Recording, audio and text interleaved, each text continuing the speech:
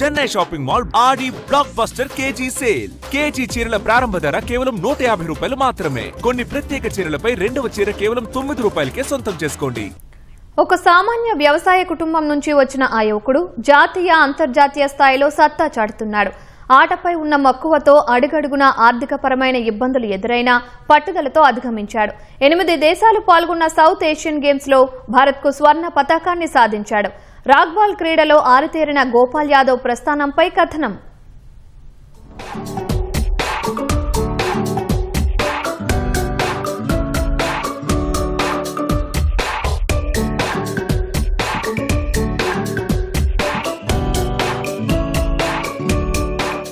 మేడ్చల్ జిల్లా పూడూరు గ్రామానికి చెందిన గోపాల్ యాదవ్ది సాధారణ కుటుంబం. తండ్రి మేకల కాపరి, తల్లి వ్యవసాయ కూలీ. గ్రామంలోని ప్రభుత్వ బడిలోనే ప్రాథమిక విద్యాభ్యాసం పూర్తి చేశాడు. క్రీడల్లో తన ప్రతిభతో హైదరాబాద్లోని ఏవీ మల్లారెడ్డి కాలేజీల్లో ఉచితంగా సీట్లు సాధించి ఎంబీఏ, బీపీఈడీ పూర్తి చేశాడు. క్రీడల పట్ల ఉన్న ఆసక్తితో 2011లో వాలీబాల్ను కెరీర్గా ఎంచుకున్నాడు. ఒకవైపు చదువు, మరోవైపు గ్రౌండ్. వీటితో పాటు సొంత ఖర్చుల కోసం 5 ఏళ్ల పాటు రాత్రిపూట ఫైనాన్స్ కలెక్షన్ పని కూడా చేశాడు. ఇలా ఆట, చదువు, పని బ్యాలెన్స్ చేస్తూనే డిగ్రీ, బీపీఈడీ, ఎంబీఏ పూర్తి చేశాడు.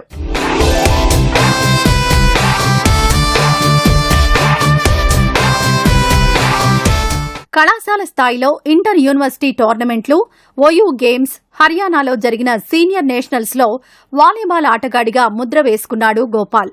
ప్రైవేట్ టోర్నమెంట్లకు వెళ్లే సమయంలో అతను పడ్డ కష్టాలు అన్నీ ఇన్నీ కావు. చేతిలో డబ్బులు లేక జనరల్ బోగీల్లోనే ప్రయాణం చేశాడు.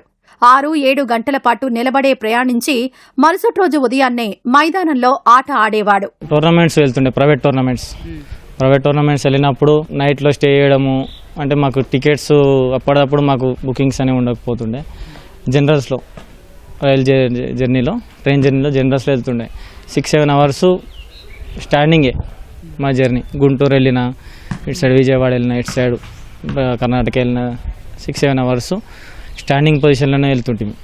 స్టాండింగ్ పొజిషన్లో వెళ్ళి మళ్ళీ అక్కడ లోకల్ నుంచి, రైల్వే స్టేషన్ నుంచి మళ్ళీ టోర్నమెంట్ వెన్యూ దగ్గరికి వెళ్ళాలంటే ఆ నైట్లో ఉండవు. అక్కడే డిపోలలో స్టే చేస్తుంటాం. దోమలు అన్నీ చాలా ఇబ్బంది పడ్డామన్న. అక్కడ 5-10 వేల మ్యాచ్లకి 3-4 డేస్ స్టే చేస్తుంటిమి. అవి మా ఖర్చులో కూడా సరిపోకపోతుండే. వాలీబాల్లో అంచెలంచెలుగా ఎదుగుతున్న గోపాల్కు కోచ్ లక్ష్మణ్ రూపంలో సరైన మార్గదర్శకత్వం లభించింది. వాలీబాల్ ఆటను పోలి ఉండే రాక్ బాల్ వైపు కోచ్ అతన్ని ప్రోత్సహించాడు. గోపాల్ లెఫ్ట్ హ్యాండ్ ప్లేయర్ కావడం, వాలీబాల్ మెలకువలు తెలిసి ఉండడంతో ఈ ఆట అతనికి మరింత కలిసొచ్చింది. అలా ఢిల్లీలో జరిగిన సౌత్ ఏషియన్ గేమ్స్ సెలక్షన్స్ కు వెళ్లి కఠినమైన ట్రయల్స్ తర్వాత ఎంపికైన 12 మందిలో ఒకటిగా జాతీయ జట్టులో స్థానం దక్కించుకున్నాడు. ఇటీవల 8 దేశాలు పాల్గొన్న ఫస్ట్ సౌత్ ఏషియన్ గేమ్స్ లో అద్భుత ప్రదర్శన కనబర్చి స్వర్ణ పతకం సాధించాడు. మంచి గేమ్ ఇంప్రూవ్ చేసి ఇండియాకు సెలెక్ట్ అయ్యాడు. సెలెక్ట్ అయిపోయినాక అక్కడ గోల్డ్ మెడల్ కొట్టారు. ఈ ఊరికి కానీ నాకు కానీ మంచి పేరు తీసుకొచ్చిండు. నేను చాలా హ్యాపీగా ఫీల్ అవుతున్నాను. ఈ గేమ్ వచ్చేసి 18 ఏళ్ళు అవుతుంది ఇక్కడ స్టార్ట్ అయ్యేసి మన ఇండియాలో. ఈ టోర్నమెంట్ అనేది సౌత్ ఏషియన్ గేమ్ అనేది ఫస్ట్ టైం ఆడారు. అందులో 8 కంట్రీలు పార్టిసిపేట్ చేసినాయి.